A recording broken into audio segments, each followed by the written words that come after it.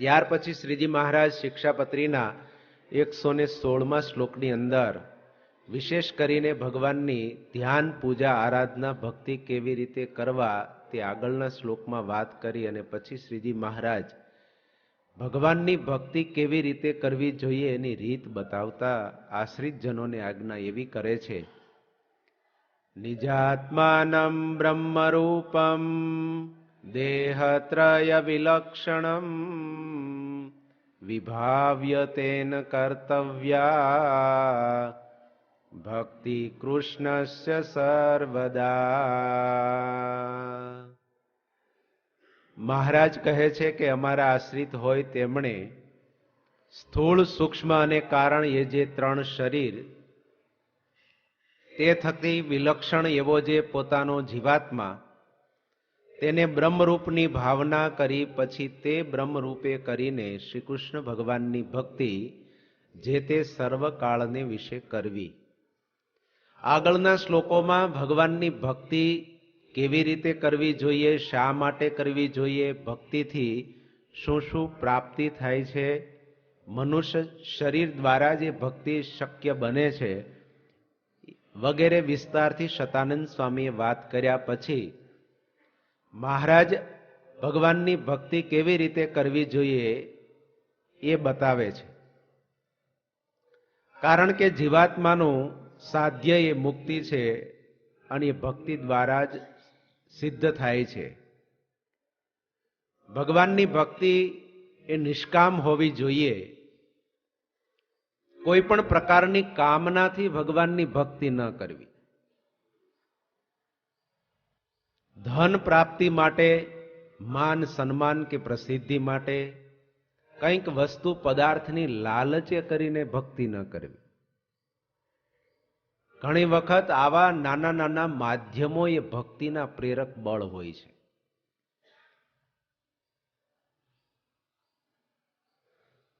રસાસ્વાદથી પ્રેરાઈને ભક્તિ ન કરવી, પ્રસાદની લાલચે કરીને. શતાનંદ સ્વામી આ બધું લખ્યું છે. સ્વામીએ તો બધા શાસ્ત્રોના શ્લોકોના વિધાન, અમુકના અડધા પાદનું કોટેશન, કોઈ કોઈ જગ્યાએ આખા શ્લોકો.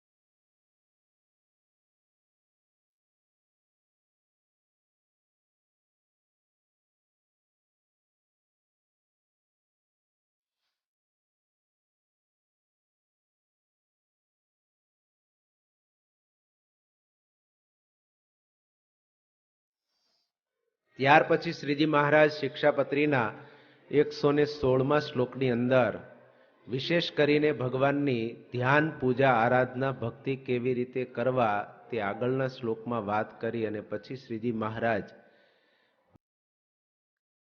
વર્ષો સુધી વિદેશ કમાવા ગયા હોય, કરોડોની સંપત્તિ ઉપાર્જિત કરી વહારમાં ભરીને લાવતા હોય, સ્વજનો સામે સ્વાગત માટે ઊભા હોય, વહાણ દેખાતું હોય, આવ્યા આવ્યા એમ થતું હોય, પણ નજર સામે જ્યાં કિનારે થોડે દૂર પહોંચે અને વહાણ ડૂબે તો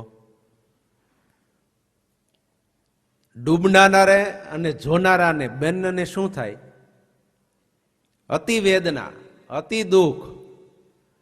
એમાં સત્સંગની શ્રેષ્ઠ પ્રાપ્તિ થઈ, માનવ જન્મ મળ્યો ભારતની ભૂમિમાં, સત્સંગમાં, સારા કુળમાં, અને આ પરંપરા સિદ્ધાંતો બધા મળ્યા પછી ભગવાનની ભક્તિના માર્ગે ચાલતા થયા.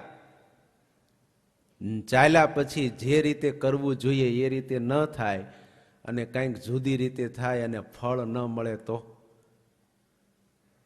તમે 2 કરોડ રૂપિયાનું એક મશીન લીધું હોય કોઈ પણ સારું પ્રોડક્શન કરવા માટે, વર્ષોથી તમે એ લેવા માટે મહેનત કરતા હોય, પૈસા ભેળા કરતા હોવ, એના માટે જરૂરી સાધનો બધા જ તમે વસાવ્યા હોય, પણ એક નાની એવી બાબતને કારણે 1 મહિનો, 2 મહિના, 3 મહિના સુધી એ મશીન ચાલુ જ ન થાય અને પ્રોડક્શન એમાંથી શરૂ ન થાય તો આપણને શું થાય કે આટલું કર્યું, આટલી મહેનત કરીને હજી આમાં કાંઈ બરોબર સરખું આવતું ફળ મળતું નથી. એમ ભગવાનની ભક્તિ જો આવા કોઈ સામાન્ય માધ્યમો કે પ્રેરક બળથી કરવામાં આવતી હોય તો એ ભક્તિનો હેતુ બહુ સહેલો ન કહેવાય. જેના માટે આ જન્મ મળ્યો, શરીર મળ્યું, એ કાર્ય સિદ્ધ ન થયું. એટલા માટે મહારાજ કે દંભે કરીને ભક્તિ ન કરવી. દંભથી જે ભક્તિનો દેખાવ થાય તેનું કોઈ ફળ નથી. ઉલટી એ ભક્તિ મહારાજ કે લજામણી લાગે છે, શોભાવે નહીં પણ કલંકરૂપ બની જાય. કોઈને દેખાડવા માટે પણ ભક્તિ ક્યારેય ન કરવી. એટલા માટે મહારાજે આજ્ઞા કરી કે ભગવાનની ભક્તિ છે એ બ્રહ્મરૂપ થઈને ભક્તિ કરવી. નિજાત્માનમ બ્રહ્મરૂપમ દેહત્રય વિલક્ષણમ. સ્થૂળ સૂક્ષ્મ અને કારણ એ 3 શરીરથી પર થઈ પોતાના ચૈતન્યને બ્રહ્મરૂપ માની અને ભગવાનની ભક્તિ કરવી. એમ શા માટે? એવા પ્રકારની આપણે અત્યારે કરીએ છીએ. કદાચ આ શ્લોક વાંચતા હશું, હાલો,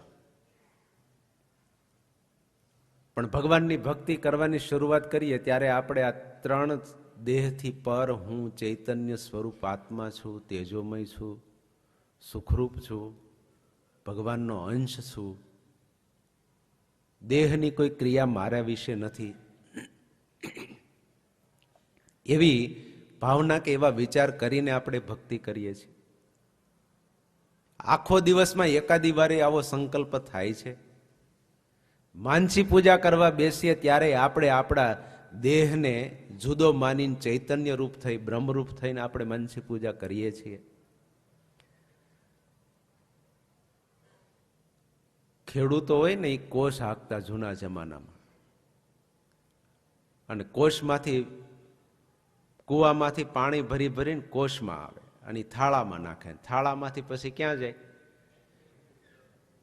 કેરામાં. પણ વચ્ચે માધ્યમ શું હોય? થાળા અને કેરાની વચ્ચેનો ધોરિયો હોય. એટલે ઘણી વખત રાતે ઉંદરડાએ ભોણ પડ્યા હોય અને વહેલી ઉઠીને સવારમાં કોષ ચાલુ કરે અને બધું પાણી ક્યાં જાય? કેરામ પહોંચે ને. ક્યાં પહોંચે? શું કયો એને ગામઠી ભાષામાં? ભળોંડામાં જાય. એમ દરેક વ્યક્તિનો આ બ્રહ્મરૂપ થઈ અને ભગવાનની ભક્તિ કરવાનો સિદ્ધાંત શા માટે મહારાજે આપ્યો? આજે અનેક સંપ્રદાયો છે, અનેક મહાપુરુષો છે, અનેક અવતારો થયા છે. દરેક મહાપુરુષોને અવતારોએ ભગવાનની ભક્તિ કરવાનું પ્રતિપાદન કર્યું છે. પણ સ્વામિનારાયણ ભગવાનની એક વિશેષતા અધ્યાત્મ જીવનની એ છે કે સ્વામિનારાયણ ભગવાન બ્રહ્મરૂપ થઈને ભક્તિ કરવાનું કહે છે. દરેક મહાપુરુષો કે દરેક અવતારો ભગવાનની ભક્તિનો મહિમા જરૂર કહે છે અને ભગવાનની ભક્તિથી જ જીવાત્માની મુક્તિ થાય છે. પણ સ્વામિનારાયણ ભગવાને ભક્તિની અંદર વિકૃતિનું કારણ બને તો એ ભક્તિ પણ પતનનું કારણ બને છે. એ સિદ્ધાંતને ધ્યાનમાં રાખી, નજર સામે રાખી અને શિક્ષાપત્રી સર્વશાસ્ત્રના સાર રૂપે લખી, તો એમાં પણ શિક્ષાપત્રીનો સાર લખતા સ્વામિનારાયણ ભગવાન એવું કહે કે ધર્મ રહિતની ભક્તિ ન કાર્ય ઇતિ તદ્રહ ધર્મેણ સહિતા ભક્તિ કાર્ય. એ અમે આ રહસ્ય કહીએ છીએ કે સર્વશાસ્ત્રનો સાર એ શિક્ષાપત્રીના 212 શ્લોક છે અને એ 212 શ્લોકનો સાર કયો? તો કે ધર્મે સહિત ભક્તિ કરે. તો આ ભક્તિની વિશુદ્ધિ માટે, ભક્તિના પ્રોટેક્શનને માટે અને મુક્તિરૂપી ફળને પામવા માટે કેવા પ્રકારની ભક્તિ એ મુક્તિને આપનારી બને છે? ધર્મ રહિતની કોઈ દિવસ નહીં, દેહ ભાવ સહિતની કોઈ દિવસ નહીં. એટલા માટે બ્રહ્મરૂપ થઈને ભગવાનની ભક્તિ કરવી.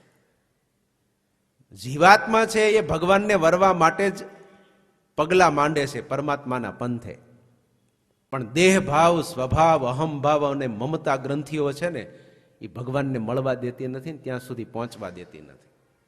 સંતો દ્રષ્ટાંત આપે, એક જગ્યાએ લગ્ન થતા હતા, એમાં વૈરાગી મહાત્માઓની જમાયત આવી, ત્યાં ઢોલ વાગતા હતા ને ફટાકડા ફૂટતા હતા ને ફૂલેકું નીકળ્યું હતું કે પેલો વરઘોડો કયો શું કયો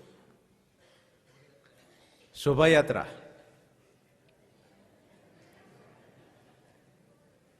આમ તો લગ્ન દિવસ એટલે શું ખબર છે તમને? લગ્ન દિવસ ને એક ચિંતકે બહુ સરસ કીધું,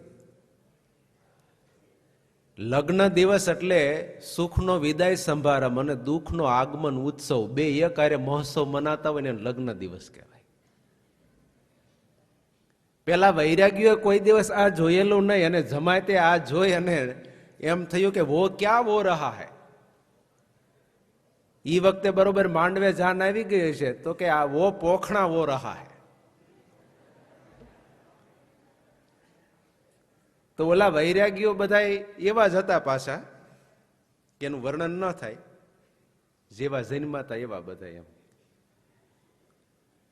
અને એ બરોબર આ માંડવે પહોંચ્યા. હવે એક બાજુ આ જાન, બધા મહેમાનો આવ્યા હોય, ભૂદેવ મહારાજ બધા મંત્રો બોલતા હોય અને એની બધી તૈયારીઓ ચાલતી હોય, અને આ મહાપુરુષોની જમાત ક્યાં આવી અને જવાબમાં એવું કીધું કે વો પોખણા વો રહા હૈ.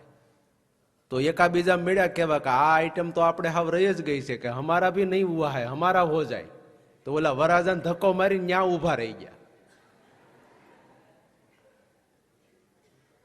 કે હમારા હો જાય પોખણા. હવે એ 250-300 ની જમાત હતી.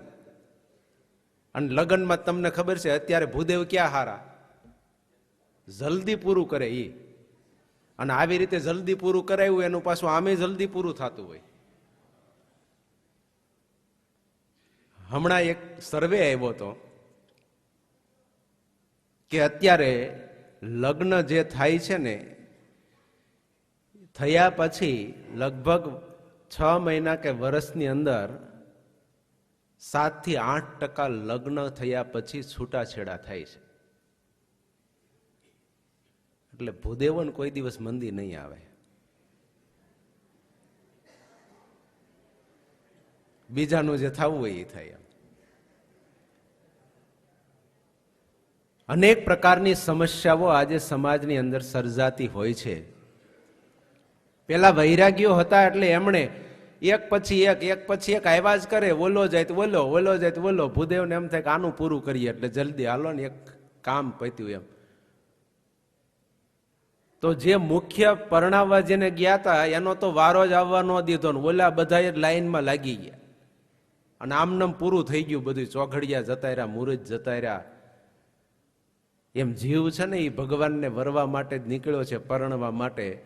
પણ આ દેહ ભાવ, અનેક પ્રકારના સ્વભાવ, આસક્તિઓ, અહમ અને મમત્વ છે ને એ બધા મહાપુરુષ જેવા છે. એટલે એ ઓલા મુખ્ય વરાજાને ધક્કા મારી અને પાટલે ક્યાં ચડી જાય? પૂજાવા માટે કે પોતાની જરૂરિયાતો પૂરી કરવા માટે. જ્યાં સુધી દેહ ભાવ હોય કે પોતાના સ્વભાવ હોય ને ત્યાં સુધી હંમેશા ભગવાનનું માધ્યમ હોય ને, તોય ભક્તિનું માધ્યમ હોય ને તોય પહેલા એની પૂર્તિ થાય ને પછી વધે તો બીજા માટે, ભગવાન માટે. એ સિદ્ધાંતને ધ્યાનમાં રાખીને મહારાજે કીધું છે કે બ્રહ્મરૂપ થઈને ભગવાનની ભક્તિ કરવી. જ્યારે પોતાને આત્મ સ્વરૂપે માને ત્યારે પોતે સ્ત્રી નથી, પોતે પુરુષ નથી, કોઈ લોકની આ વિષય વસ્તુ પદાર્થની આકાંક્ષાઓ એ ચૈતન્ય આત્માને નથી. અને એવો જે બ્રહ્મરૂપ થઈને ભગવાનની ભક્તિ કરતો હોય તો એના માટે કોઈ ભગવાન સિવાય બીજું કેન્દ્ર સ્થાને હોતું નથી. અને જો એવી રીતે બ્રહ્મરૂપની ભાવના ન કેળવી હોય તો હંમેશા એ અંતરમાં પડેલો દેહ ભાવ, આસક્તિ, અહમ અને મમત્વ એ ભગવાન સુધી આપણું કરેલું ભગવાન સંબંધી કર્મ હોય ને તો એને પહોંચવા ન દે. મેં કર્યું એનો અહંકાર અને સ્વસર્જનનું મમત્વ, પોતે જેની અંદર સર્જન કર્યું છે ને એમાં હંમેશા એને મમતા ભાવ થાય. અને પોતાની અંદર કંઈક હોય તો એમાં એને અહંતા ભાવ થાય છે. તો અહમ અને મમત્વ, હું અને મારું, એ આ બે આવરણ એવા છે કે ભગવાન સાથે સંબંધ થવા દેતા નથી. હેલોજન લાઇટ બળતી હોય પણ માથે તમે લોખંડનો એક ફૂંડો ઢાંકી દો તો 1000 વોલ્ટેજની હોય તો એનો પ્રકાશ બહાર પડવા દે નહીં. એમ આપણો ગમે તેવો વિશુદ્ધ ભક્તિભાવ હોય પણ જો અહમ અને મમત્વના આવરણ અને કવર ઉપર લાગી ગયેલા હોય ને તો એ ભગવાન સુધી પહોંચવા ન દે. હંમેશા અહમનું કેન્દ્ર એ વ્યક્તિની અંદર પડેલી વિશેષતાઓ છે, સદગુણો અને શક્તિ છે. અહમ શૂન્ય થયેલ અને મમત્વ શૂન્ય જેનું વ્યક્તિત્વ અને જીવન હોય તો એ વ્યક્તિને કોઈ પણ પ્રકારનો પોતાનો આગ્રહ જ ન હોય. ભગવાનને એમ કહે કે યુઝ મી, કચરા પેટી રાખી હોય તે કચરા પેટી એમ કે કાગળ જ નાખજો પણ કેળાની છાલ નાખતા નહીં હો. કચરા પેટી ઉપર લખ્યું હોય છે ને યુઝ મી. એમ અનન્ય રીતે ભગવાનની ભક્તિ કરનારા ભક્ત હોય તો એ ભગવાનને એમ કહે કે યુઝ મી, મારો તમે ઉપયોગ કરો. આમાં આવી રીતે નહીં, પોતાની કન્ડિશન નક્કી ન હોય. જ્યાં વિશુદ્ધ ભક્તિ હોય અને દેહ ભાવનો અભાવ હોય, અહમ અને મમત્વ જેના શૂન્ય થયેલા હોય, એ હંમેશા ભગવાન કે ભગવાનના એવા એકાંતિક સંતને કોઈ દિવસ ગુલામ, ગરીબ કે ગરજુ બનાવે નહીં. એનો ગરજુ ગુલામ થાય.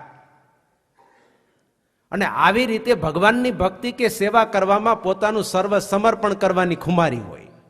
અને જ્યાં સુધી સર્વ સમર્પણની કોઈ ભક્ત કે સાધકના હૃદયમાં ભાવના ઉદય થતી નથી ત્યાં સુધી એ વિશુદ્ધ ભક્તિ કરી શકતા નથી. કારણ કે ભક્તિમાં હંમેશા દેહ ભાવનો અનાદર હોય. પ્રેમ જ્યારે પ્રગટ થાય ત્યારે જે સમર્પણ અને એની અંદર કન્વર્ટ થાય. પાણીનું ઘન સ્વરૂપ કયું તો કે બરફ, એમ પ્રેમનું ઘન સ્વરૂપ કયું તો કે સમર્પણ. પ્રેમ જ્યારે ઘટ બને ત્યારે સમર્પણમાં કન્વર્ટ થઈ જાય. કોઈ પણ વ્યક્તિના હૃદયમાં પ્રેમ જ્યારે પ્રગટ થાય ને એટલે એ ક્રિયામાં કન્વર્ટ થવો જોઈએ. ભગવાનને માટે, ભગવાનના એવા ગુરુને માટે, સંતને માટે એ પોતે ઘસાય, સહન કરે. તો સહન કરવું એ શું છે? દેહ ભાવથી પર થયા વિના થઈ શકે? તો ભગવાનની જે સેવા ભક્તિ કરે છે એટલા માટે તો મહારાજે મુક્તિની વ્યાખ્યા એ કરી કે બ્રહ્મરૂપ થઈ અને ભગવાનની સેવા કરવી એને અમે મુક્તિ માનીએ છીએ. અને હંમેશા સેવા ભાવની અંદર દેહ ભાવને ઘસારો હોય. ધર્મ પાળવાની અંદર હંમેશા પોતાના દેહ ભાવને ઘસારો હોય અને દેહ ભાવને ઘસારો આપવો એ જ બ્રહ્મ ભાવ છે. એટલે ગુણાતીતાનંદ સ્વામીએ વાતોમાં લખ્યું કે મોટા પુરુષને ભગવાનની આજ્ઞામાં રહ્યો છે ને એ બ્રહ્મ રૂપે જ વર્તે છે એમ માનો. અનન્ય ભાવે જે ભગવાનની સેવા ભક્તિ કરે છે ને તો એ મહારાજ કે બ્રહ્મ રૂપે જ વર્તે છે. કારણ કે ભગવાનની સેવા પરિચર્યા કરવામાં, ભગવાનને સમર્પિત થવામાં કે પરમાત્માએ આપેલી સંપત્તિ હોય, શક્તિ હોય કે સદગુણો હોય એ પુરુષાર્થથી પોતે ઉપાર્જિત કરેલા હોય કે ભગવાનની કોઈ અનોખી દેન કોઈ વ્યક્તિમાં હોય, પણ જો એના હૃદયમાં વિશુદ્ધ ભક્તિ ન હોય અને દેહભાવ ભરેલો હોય તો એ પોતાના અહમ અને મમતાને પોષવા માટે કે આ જગતની અંદર પ્રસિદ્ધિ કે કીર્તિને કમાવા માટે એનો ઉપયોગ કરે, પણ ભગવાનને માટે ઉપયોગ ન કરે. અને એના માટે જો ઉપયોગ કરનાર હોય અને એના માટે જે સમર્પણ કરતા હોય, એના માટે જે કરવું પડે એ સહન કરતા હોય તો એ બ્રહ્મરૂપે જ વર્તે છે. એ બ્રહ્મરૂપ થઈને ભગવાનની ભક્તિ કરે છે. આપણને બ્રહ્મરૂપનો અર્થ કેવો મગજમાં હોય અત્યારે? કેવો હોય? તો આંખે ખોલતા ન હોય, કપાળે માઇક બેઠી હોય તો એને ઉડાડતા ન હોય, કોક પૂછે ત્યારે પાણી પીતા હોય, તો આપણે એને શું માનીએ કે બ્રહ્મરૂપે વર્તે છે. પણ રાત્રિ દિવસ ભગવાનને માટે પોતાના વ્યક્તિત્વને વિલીન કરી અને કોઈ પણ પ્રકારની અપેક્ષા વિના ભગવાનનું કર્મ કરતા હોય તો આપણે એને માનીએ કે આ બ્રહ્મરૂપે છે એમ. પોતાની મનની ઈચ્છાઓને મારીને ભગવાનને એવા મહાપુરુષની ઈચ્છામાં પોતાની ઈચ્છા ભેળવી, દિલમાં દિલ ભેળવી, મનમાં મન સમર્પણ કરી અને કોઈ એક સંત કે કોઈ એક ભક્ત એ જીવતો હોય તો આપણે એને બ્રહ્મરૂપ માનીએ. કારણ કે આપણે નક્કી કરેલા ચોકઠામાં ફિટ થાય તો જ આપણે માટે એ આવકાર્ય અને સ્વીકાર્ય હોય છે. પણ સ્વામિનારાયણ ભગવાનની એવી કન્ડિશનો નથી. જ્યાં સુધી પોતાનો દેહ ભાવ અને અહમભાવ છે ત્યાં સુધી વિશુદ્ધ ભક્તિ થતી નથી. બ્રહ્મરૂપની ભાવના કરી અને બ્રહ્મરૂપ થઈ અને ભગવાનની ભક્તિ કરવી, એનો હેતુ મહારાજે એ કીધું છે કે એક તો સર્વ સમર્પણની ભાવના કરવામાં દેહ ભાવનો હંમેશા અનાદર હોવો જોઈએ. ભગવાને જે કાંઈ શક્તિ, કલા, કૌશલ્ય, સદગુણો આપેલા હોય તો જે જગ્યાએ જેવી રીતે હું શું કરું તો એના ઉપયોગમાં ક્યાંક આવે. જેમ આજે કોઈ કંપનીનો માલિક હોય કે કોઈ ફેક્ટરી લઈને બેઠો હોય ને એની પ્રોડક્ટ બહાર પાડતો હોય તો ગમે ત્યારે કોઈ જગ્યાએ કાંઈ પણ યાત્રામાં, કોઈ ફંક્શનમાં, કોઈના લગ્નમાં ગયા હોય અને એને એમ ખબર હોય કે અહીંયા આપણો માલ ચાલે એવો છે તો શું કરે? પોતાની પ્રોડક્ટની મળે વાત કરવા, કાર્ડ આપી દે, કોન્ટેક્ટ નંબર આપી દે, સામેનાનો કોન્ટેક્ટ લઈ લે. એ પ્રસંગ પૂરો થયા પછી 15 દિવસે પાછું એ શેડ્યુલમાં ગોઠવી લે કે આને આપણે કોન્ટેક્ટ કરવો એમ. કારણ કે એક વખત ખબર પડી કે આપણો માલ અહીંયા ખપે એમ છે, એક ગ્રાહક જોડાય એમ છે. તો ભગવાનનો ભક્ત હોય એ પોતાની અંદર પડેલા સદગુણ હોય કે કાંઈક કલા કૌશલ્ય ઉપાર્જિત કરેલા હોય તો એ તુરંત એવું ગોતે કે આપણું કયું એવું ઠેકાણું છે કે આપણો માલ આ ક્યાંક વેચાતો થાય, હાલતો થાય ભગવાનને માટે. એ બ્રહ્મરૂપ થઈને ભગવાનની ભક્તિ કરેલી છે. ઘણાને એવું હોય કે અમને કહે તો કરીએ, અમારે તો ઘણું કરવું છે. એટલે ભાઈ ભૂખ જેને લાગી હોય તો એ કહે તો ખાય છે. એમ ભગવાનની લગ્ની અને ભગવાનની ભક્તિની જેને ભૂખ લાગી હોય ને એને ખબર હોય ને કે આનાથી જ ભગવાનની પામી શકાય છે, મુક્તિ થાય છે, કલ્યાણ થાય છે, તો એ એનું પ્રદર્શન કરે. એની રાહ જોવે કોઈ કહેવાની કે આ કોઈ કહે તો હું કરું, અથવા તો એનો દેખાડો કરું. વિશુદ્ધ ભક્તિ જેના હૃદયમાં હોય ને એ સીધે સીધો ગમે ત્યારે જ્યાં પણ અવસર મળે ને ત્યાં લાગી પડે. કોઠારી સ્વામીના જીવનમાં આપણે જોઈએ, નજર સામે દેખાય, ક્યાંક બહાર જવાનું હોય અને સ્વામીને ખ્યાલ આવે અને સહેજે વાત કરી હોય કે સ્વામી આવી રીતે અહીં જવાનું છે, એટલે સ્વામી કે સારું, જો કોઈ સંતો જોડમાં ન હોય તો કહેજો, હું આવે. 92 વર્ષની ઉંમર હોય અને છતાંય લગાતાર એની લગન અને દિલની ધડક એ કે આપણે શું કરીએ તો ભગવાનના કામમાં ઉપયોગી થાય. ક્યાંક હોય એટલે આપણે એમ કહીએ કે સ્વામી એવું હવે થાકી રહેવાય, જવું નથી. એટલે કે ના ના, એમાં ક્યાં આપણે ઘાઈ જવાના છીએ, હાલો ને કે આ ભગવાનનું કામ થઈ જાય ને, બાપડો હરિભગત રાજી થાય ને, સંસ્થાનું આવું કામ થાય ને, આપણે જઈને એટલો ફાયદો થતો હોય તો આપણે જવામાં શું વાંધો. એક એક ક્રિયામાં પોતાના દેહ ભાવનો, પોતાની માન્યતાઓનો અભાવ અને પોતાની અંદર જે કાંઈ પડેલું છે એ ભગવાનના માટે, સંતોને માટે, ગુરુને માટે, સંસ્થાને માટે ઉપયોગી થાય, કામમાં આવે. સતત એનું ચિંતન અને એના વિચારો, અને આ લગન અને ધડક જ્યારે દિલમાંથી હોય ત્યારે ભગવાનની ભક્તિ એ વિશુદ્ધ ભક્તિ છે અને એમાં દેહ ભાવનો અનાદર છે. એટલા માટે મહારાજે એવું કીધું કે આવી વૃત્તિ જ્યાં સુધી કોઈ વ્યક્તિના હૃદયમાં પ્રગટ થતી નથી ત્યાં સુધી એના અહમ મમત્વ એ ટળતા નથી, ભગવાનની વિશુદ્ધ ભક્તિ થતી નથી. માટે જ 3 દેહથી પર થઈ અને ભગવાનની ભક્તિ કરવી. શતાનંદ સ્વામી નોંધ કરે છે કે દેવો ભૂતવા દેવમ યજેત, દેવરૂપ થઈ અને દેવનું પૂજન કરવું. એટલે દેવતાઓ જેવા ભગવત ભાવથી અને બ્રહ્મ ભાવથી ભગવાનની સેવા પરિચર્યા કરે છે, એવા ભાવથી ભગવાનની સેવા પરિચર્યા અને પૂજા ભક્તિ કરવી. આવું બ્રહ્મરૂપપણું એક દિવસે આવી જતું નથી, પણ સત્સંગે કરીને એની સમજ કેળવ્યા પછી એ માર્ગે ચાલવાનો પ્રયાસ કરે અને નિરંતર અભ્યાસ રાખે, જાગૃતિ રાખે તો જરૂર એક દિવસ આવું પણ થઈ શકે છે. વિદ્વાન સંતોએ બ્રહ્મરૂપ થઈ અને ભક્તિ કરવાનો એક હેતુ એ પણ બતાવ્યો કે ભક્તિ માર્ગમાં વિક્ષેપ કરનારા દેહભાવ છે, પોતાનો અહમભાવ અને સ્વભાવ છે, અને પોતાની અંદર જે પડેલું હોય એ હંમેશા બીજામાં દેખાતું હોય છે. તો ભક્તિને માર્ગે ચાલનારો કોઈ સાધક હોય તો એની આજુબાજુમાં ભગવાનના ભક્ત અને સંત છે. પોતાની અંદર જેવો દેહભાવ છે, પોતાના સ્વભાવ છે, પોતાના અંદર પડેલા દોષો છે, એવું જ પાછું બીજામાં એને દર્શન થાય. એટલે કે પોતે બ્રહ્મરૂપ થયો હોય તો બીજામાં પણ એને બ્રહ્મરૂપની જ ભાવના થશે. એટલે બીજાનો અવગુણ કે અભાવ નહીં આવે. એટલે એનો અધ્યાત્મ માર્ગ, મોક્ષનો માર્ગ એ સુરક્ષિત રહેશે. એટલા માટે બ્રહ્મરૂપ થવું, બીજાનો અવગુણ ને અભાવ ન આવે ને એટલા માટે. પોતાને બ્રહ્મરૂપની ભાવના કરતા કેવા વિચારો રાખવા? તો કે પંચભૂત એ આ શરીરની અંદર છે, એથી અલગ હું છું. રૂપાળો કે કદરૂપો એ હું નથી. કાળું કે ગોરું એ મારું સ્વરૂપ નથી. ઊંચો કે નીચો હું નથી. જાડો કે પતલો હું નથી. આ જે કાંઈ બધાય દેખાય છે કે જે ભાવ છે, જે લક્ષણો છે, એ બધા શરીરના, દેહના છે. પણ એ બધાથી પર હું ચૈતન્ય સ્વરૂપ, અક્ષર રૂપ, પ્રકાશમય છું. મારા હૃદયના મધ્યમાં નિરંતર દિવ્ય મૂર્તિ એવા ભગવાન પ્રગટ પ્રમાણ બિરાજમાન છે. એ ભગવાનને હૃદયમાં ધારવા અને આવી રીતે પોતાના સ્વરૂપનું ચિંતન કરવું એ બ્રહ્મરૂપની ભાવનાની એક શરૂઆત છે. અને એની દ્રઢતા થાય એ એની પરિપૂર્ણતા છે.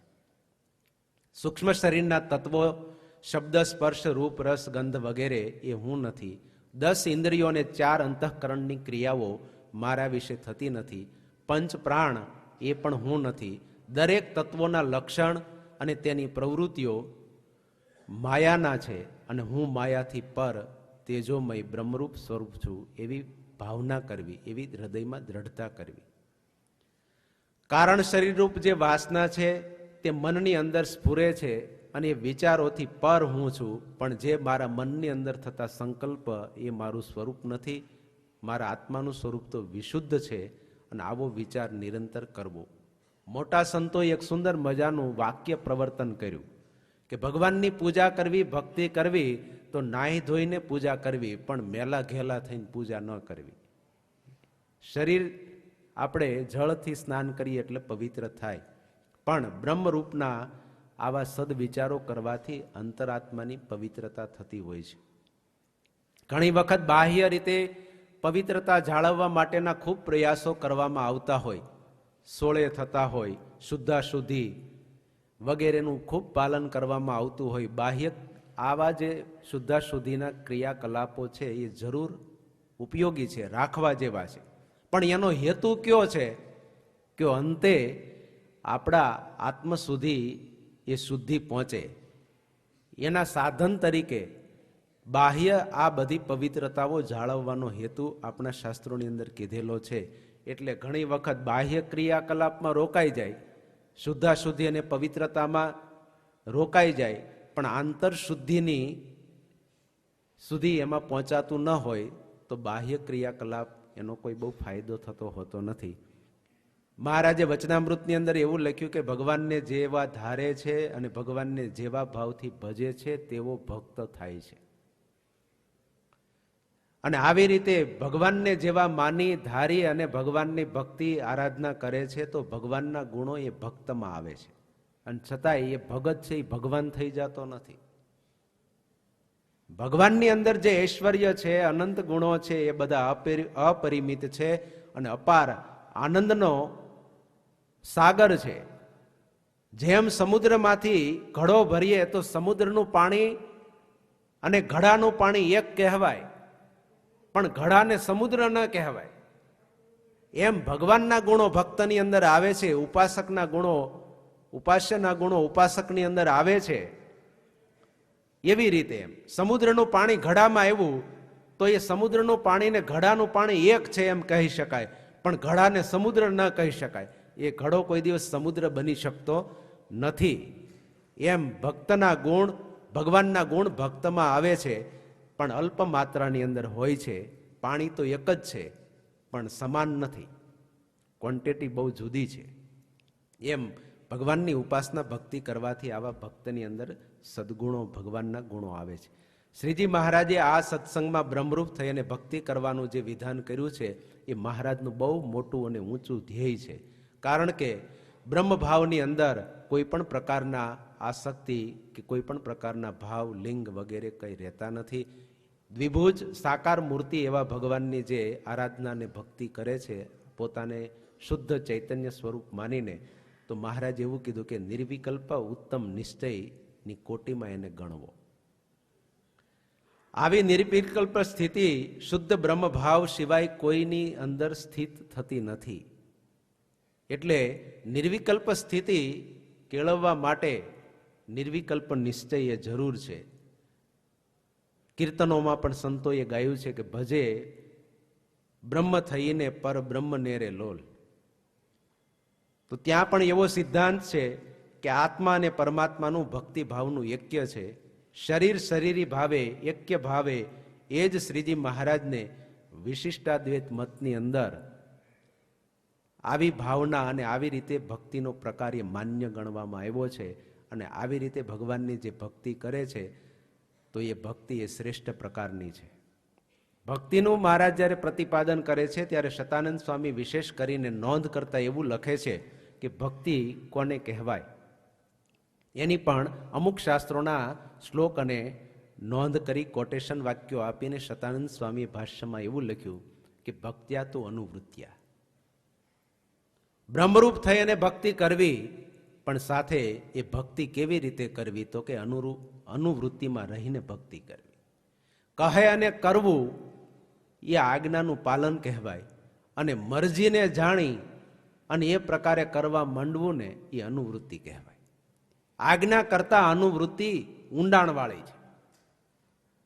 ઘણી વખત બાહ્ય રીતે લોકાચારની રીતે કંઈક કંઈક કરવાનું થતું હોય, પણ મરજીને જાણનારો હોય શું વિચાર કરે કે મોટા સંતોને આ ગમશે નહીં, કારણ કે એની મરજીમાં આ હોય નહીં, એટલે આપણે એ બાબતે કઈ વિચારાય.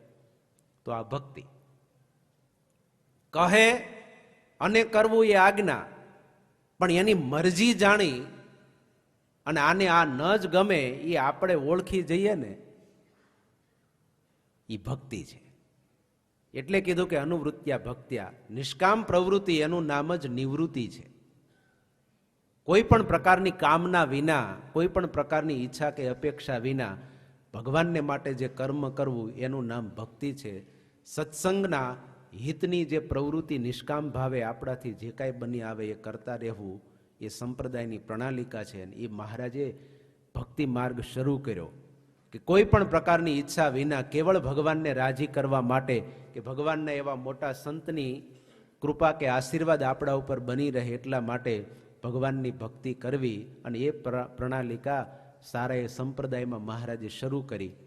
નિવૃત્તિની વ્યાખ્યા મહારાજે બદલાવી કે ભગવાનના ભક્તને અર્થે ને ભગવાનને માટે પ્રવૃત્તિ કરવી એને અમે નિવૃત્તિ માનીએ છીએ. એના માટે પ્રવૃત્તિ કરવી એ જ નિવૃત્તિ છે, બીજી કોઈ નિવૃત્તિ નથી. સાથે મહારાજે એવું કીધું કે આ અમે જે મંદિરો કરીએ છીએ, બાગ બગીચાઓ કરાવીએ છીએ, તો એ પણ આ ભક્તિ અને ઉપાસનાને ટકાવવા માટે અમે આ મંદિરોના નિર્માણ કર્યા, બાગ બગીચાઓ કર્યા. અને એ જ ભક્તિ માર્ગનું પ્રવર્તન, સર્વ સુલભ માર્ગ સ્વામિનારાયણ ભગવાને આ સંપ્રદાયની અંદર પ્રવાહિત કર્યો. સોનેરી પાગ ઉપર સ્વયં પોતે ઈંટો લઈ અને મંદિરોના કાર્યો કરાવતા હોય, અનેકવિધ સેવા પ્રવૃત્તિઓ કરાવતા હોય, ત્યારે ભગવાનની ભક્તિ જે વિશુદ્ધ ભાવે કરે છે, દેહ ભાવથી પર થઈને જે ભક્તિ કરે છે, અને કોઈ પણ પ્રકારનો દેખાડો કરાવવા માટે ભગવાનની ભક્તિ જે નથી કરતા, તો એ 100% વિશુદ્ધ ભક્તિ છે અને ભગવાનના ચરણ સુધી પહોંચે છે. જ્યાં સુધી કોઈ પણ જગ્યાએ આસક્તિ અને મમતા પડેલી હોય તો એ ભગવાન સુધી ન પહોંચાડે. રસોઈયો હોય એ રસોઈ બનાવતો હોય, પણ એ ભૂખ્યો રહે કોઈ દિવસ? ગમે એટલું જમણવાર તમારે ત્યાં હોય ને તો એને રસોઈ બનાવી પોતાની થાળી તૈયાર કરીને એક બાજુ રાખી દે. બીજાનું ઘટવું હોય ઘટે, પૂરું થવું હોય થાય, જે થાય એ. પણ આપણું પેટ એમ દેહ ભાવમાં એવું હોય કે આપણે ગમે તેટલું કરીએ ને તો એ પહેલા પોતાનું પૂરું થાય ને પછી જો વધે તો એ ભગવાન કે બીજા માટે જે કાંઈ. એટલે એવું ન કરવા માટે બ્રહ્મરૂપ થઈને ભગવાનની ભક્તિ કરવાનું કીધું. અમદાવાદમાં મહારાજે મહારુદ્ર યાગનું આયોજન કર્યું બાબુભાઈ કરીને એક સત્સંગી હરિભગત હતા, એમને બધો પૈસાનો લેતી દેતીનો વ્યવહાર સોંપ્યો. પણ ઉત્સવ પૂરો થયો ત્યારે મહારાજ પાસે હિસાબ માંગ્યો. મહારાજે બહુ જોતા નહીં, વિશ્વાસ રાખેલો ભગવાને. એટલે ઉત્સવ પૂરો થયા પછી મહારાજે કીધું આવક જાવકનું શું છે બધું. ત્યારે એમણે હિસાબ જોઈને મહારાજની પાસે લખીને તૈયાર કરીને આપ્યું કે 10,000 રૂપિયા 12,000 રૂપિયાની ખોટ આવી છે. હવે ભગવાન ઉત્સવ સમય કરે ને ન્યા ઘટે. મહારાજે વિચાર કર્યો કે જરૂર આને આમાં આડોવળું કરી નાખ્યું, પણ હવે સાક્ષી રાખીને મહારાજે બીજા હરિભક્તો પાસેથી એને 10-12,000 રૂપિયા દેવરાવ્યા. ભગવાનનું ધન, ધર્માદાનું ધન દંભે કરીને, દેખાડો કરીને ભક્તિ કરું છું, સેવા કરું છું એવું બતાવ્યું, પણ અંદરથી પોતાની આસક્તિ હતી ને એટલે કાઢી લીધું. ભગવાન સુધી પહોંચવા ન દીધું, નાખવાને બદલે. અને એ વખતે સમય જતા એનું અવસાન થયું અને ભૂતની યોનિને એ પામ્યા. એના ભાઈના શરીરમાં એને પ્રવેશ કરી અને કીધું કે હું આવી રીતે આ ભટકું છું, મારો ઉદ્ધાર થાય એવું કરો. ભગવાનને પ્રાર્થના કરી. મહારાજે કીધું કે જે હોય એ પહેલા કેમ શું કર્યું તું આડું અવળું એ કયો. અને બધું ભગવાનને પાછું બોલાયું અને બધા હરિભક્તોએ સાંભળ્યું કે જો આવું કરે ને તો આવું થાય. અને એવી રીતે પછી મહારાજે કીધું કે હવે એક જન્મે તો નહીં, પણ બીજો જન્મ તમે સત્સંગમાં ધારણ કરી અને હરિભક્તને ત્યાં અને અમારા સાધુની નિષ્કપટ ભાવે દંભ રહિત સેવા અને અમારી ભક્તિ કરશો ને ત્યારે અમે તમને અક્ષરધામ આપીશું. 2-3 ફેરા થઈ ગયા. જો દંભે કરીને પોતાની આસક્તિ રાખીને ભક્તિ કરી તો. દાદા ખાચરના સોમબાઈ ફાઈ હતા, રૂપિયા ઘણા હતા, પણ ક્યાંય વાપરે નહીં. એટલે મહારાજે એવું કીધું કે દાદા આ ઉત્સવ અન્નકૂટનો કરવો છે તો સોમબાઈ ફાઈને આપણે વાત કરીને આ વખતે એના યજમાન પદે કરીએ તો. દાદા ખાચર કે મહારાજ તમારો ભાવના સંકલ્પ સારો છે, પણ પાર પડે એવું દેખાતું નથી. ઘણા પાસે ઘણું હોય પણ કાઢે નહીં. મહારાજ આપશે નહીં. મહારાજ કે અમે ટ્રાય તો કરીએ. મહારાજ એને ઓરડે ગયા, બાજોટ ઢાળી દીધો, બિરાજમાન કર્યા, મહારાજની પૂજા કરી અને મહારાજે પછી ધીમેકથી બધી વાત કરી. સોમબાઈ ફઈ કે મહારાજ રૂપિયા જેવું ક્યાં કઈ હતું.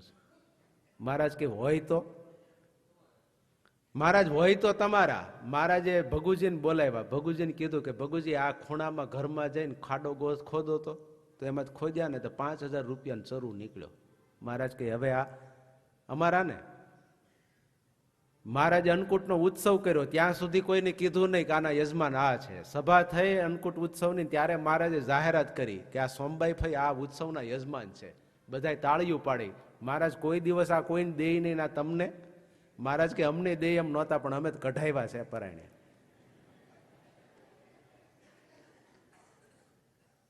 હવે મહારાજને ટેકનિક હાથમાં આવી ગઈ કે આ દાટીને ઘણું બેઠી છે, પણ જો કામમાં આવશે નહીં ને આમનામ વહી જાહે ને તો એ અંદર દાટેલું રહી જાય.